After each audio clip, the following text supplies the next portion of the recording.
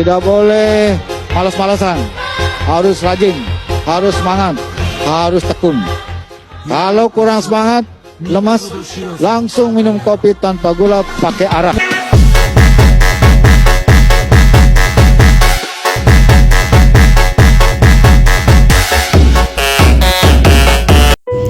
Sudah. Ayo kita masuk ke pembahasan. Assalamualaikum warahmatullahi wabarakatuh. Sini kami dari kelompok 2.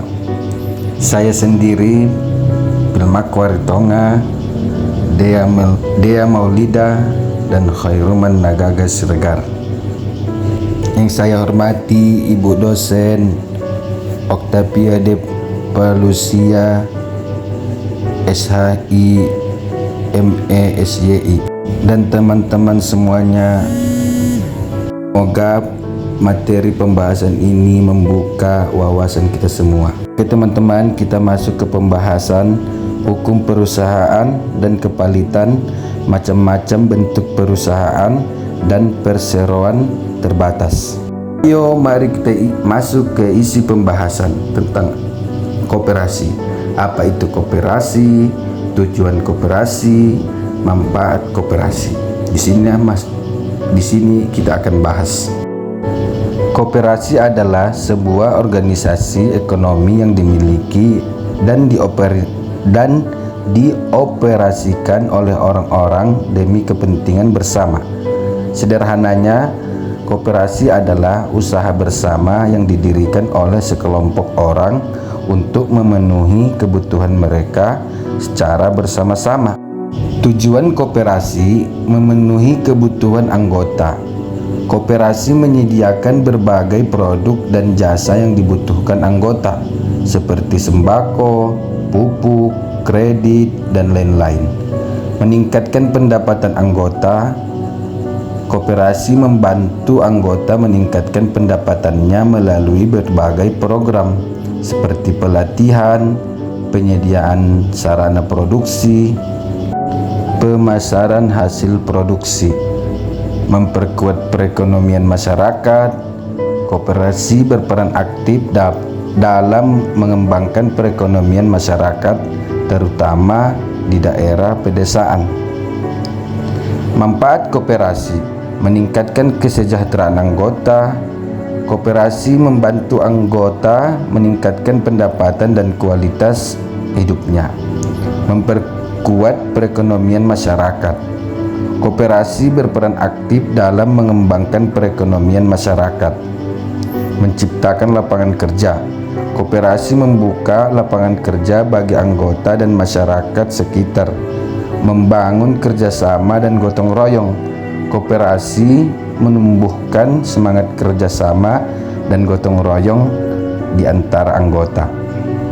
Selanjutnya, BUMN. BUMN adalah singkatan dari Badan Usaha Milik Negara.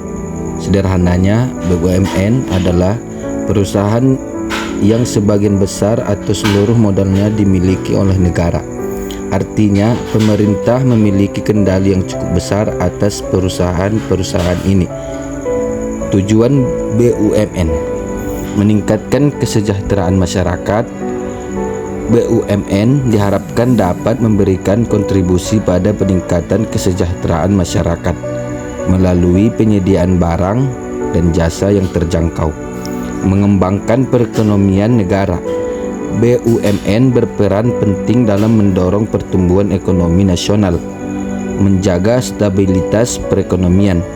BUMN dapat digunakan sebagai instrumen untuk menjaga stabilitas perekonomian negara. Contoh BUMN: Pertamina, perusahaan minyak dan gas bumi milik negara. PLN, perusahaan listrik negara. PT Kereta Api Indonesia atau KAI, perusahaan kereta api milik negara. Bank Mandiri, salah satu bank terbesar di Indonesia yang sebagian sahamnya dimiliki negara. Pembahasan selanjutnya dilanjut Ibu Dea Maulida. Di sini saya akan melanjutkan mengenai tentang macam-macam bentuk perusahaan dan perseroan terbatas. Nah, di sini saya akan menjelaskan mengenai tentang yayasan. Apa sih itu yayasan? Nah, yayasan adalah sebuah badan hukum yang memiliki tujuan sosial, keagamaan, atau kemanusiaan. Sederhananya, yayasan adalah organisasi yang didirikan untuk melakukan kegiatan-kegiatan yang bermanfaat bagi masyarakat tanpa mengejar keuntungan pribadi. Nah, di sini juga ada tujuan yayasan. Tujuan yayasan sangat beragam, tergantung pada misi-misi yayasan tersendiri. Nah, di sini ada beberapa tujuan yayasan, antara lain pendidikan.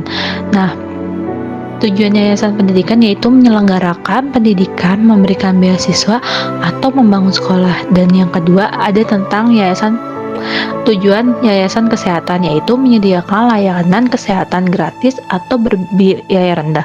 Yang ketiga ada tujuan yayasan kemanusiaan, memberikan bantuan kepada korban bencana alam, anak yatim, atau kelompok masyarakat yang kurang beruntung atau kurang mampu. Yang keempat ada lingkungan, yayasan lingkungan, tujuannya adalah melakukan kegiatan pelestarian lingkungan. Dan yang kelima yaitu kebudayaan, tujuan yayasan kebudayaan adalah mengembangkan dan melestarikan seni dan budaya. Nah, di sini juga ada beberapa contoh yayasan, yaitu ada 4. Yang pertama, yayasan pendidikan, seperti yayasan Aisyah, yayasan pondok pesantren. Dan yang kedua, yayasan kesehatan, seperti Yayasan Kanker Indonesia. Dan yang ketiga yaitu yayasan sosial, seperti Yayasan Palang Merah Indonesia. Lanjut, di sini ada perseroan terbatas. Nah, perseroan terbatas atau PT yaitu adalah bentuk badan usaha yang paling umum di Indonesia. PT merupakan badan hukum yang didirikan berdasarkan perjanjian, memiliki modal dasar yang terbagi dalam saham dan memenuhi persyaratan yang ditetapkan dalam undang-undang. Nah, terus di sini tuh keuntungan ketika kita mendirikan PT ada beberapa keuntungannya. Yang pertama, perlindungan terhadap aset pribadi, tanggung jawab terbatas melindungi harta pribadi pemilik dan risiko kerugian perusahaan. Terus kemudahan mendapatkan kredit. PT cenderung lebih mudah mendapatkan kredit dari bank karena dianggap lebih kredibel.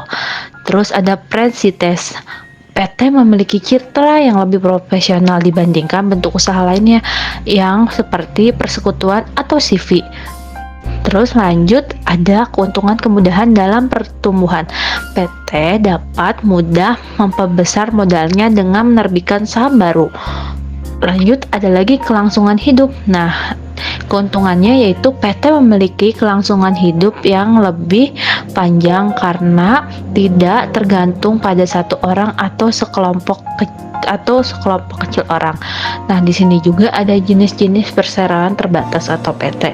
Yang pertama, perseroan PT yang sebagian atau seluruh modalnya dimiliki negara, contohnya Pertamina atau PLN. Nah, yang kedua, perseroan terbatas PT yang modalnya dimiliki oleh swasta, contohnya kayak HAM, terus PT-PT yang dimiliki oleh swasta tapi bukan dimiliki oleh negara. Oke, nanti lanjut akan dilanjutkan oleh partner saya yaitu Khairuman Nagaga Siregar. Lanjut ke pendirian perseroan terbatas atau PT. Pendirian PT merupakan proses formal yang melibatkan beberapa tahapan penting. Secara umum, langkah-langkahnya adalah sebagai berikut. Akta pendirian, dokumen resmi yang dibuat di hadapan notaris, berisi kesepakatan para pendiri mengenai nama perusahaan, tujuan, modal dasar, struktur organisasi, dan hal penting lainnya. Pengesahan Menteri Hukum dan HAM. Akta pendirian diajukan ke Kementerian Hukum dan HAM untuk mendapatkan pengesahan. Setelah disahkan, PT resmi menjadi badan hukum. Pengurusan nomor induk berusaha atau NIB. NIB merupakan identitas tunggal bagi setiap subjek usaha di Indonesia. Perizinan usaha. PT perlu mengurus izin usaha sesuai dengan jenis kegiatan usahanya. Jenis izin yang diperlukan dapat bervariasi tergantung pada bidang usaha yang akan dijalankan. Lanjut ke organ perseroan terbatas. Organ dalam PT adalah unsur-unsur yang berperan dalam menjalankan perusahaan secara umum. Organ PT terdiri dari Rapat Umum Pemegangan Saham atau RUPS, merupakan pemegang kekuasaan tertinggi dalam PT. RUPS berwenang mengambil keputusan strategis seperti perubahan anggaran dasar, pengangkatan dan pemberhentian direksi dan komisaris. Direksi bertanggung jawab atas pengelolaan perusahaan sehari-hari. Direksi mengambil keputusan operasional dan menjalankan kegiatan perusahaan sesuai dengan kebijakan yang ditetapkan RUPS. Komisaris bertanggung jawab melakukan pengawasan terhadap tindakan direksi. Komisaris juga memberikan nasihat kepada direksi. Syarat pendirian PT: minimal 2 orang pendiri modal dasar sesuai ketentuan akta pendirian yang sah, domisili perusahaan yang jelas. Bentuk perseroan terbatas berdasarkan kepemilikan modalnya. PT dapat dibedakan menjadi persero PT yang sebagian atau seluruh modalnya dimiliki oleh negara. Contohnya Pertamina, PLN, persero terbatas. PT yang modalnya dimiliki oleh swasta. Pembubaran PT dapat terjadi karena beberapa alasan seperti berakhirnya jangka waktu berdirinya PT, kehilangan seluruh modal, keputusan RUPS, putusan pengadilan. Terima kasih. Sekian presentasi kami. Wabillahi taufik wal hidayah. Wassalamualaikum warahmatullahi wabarakatuh.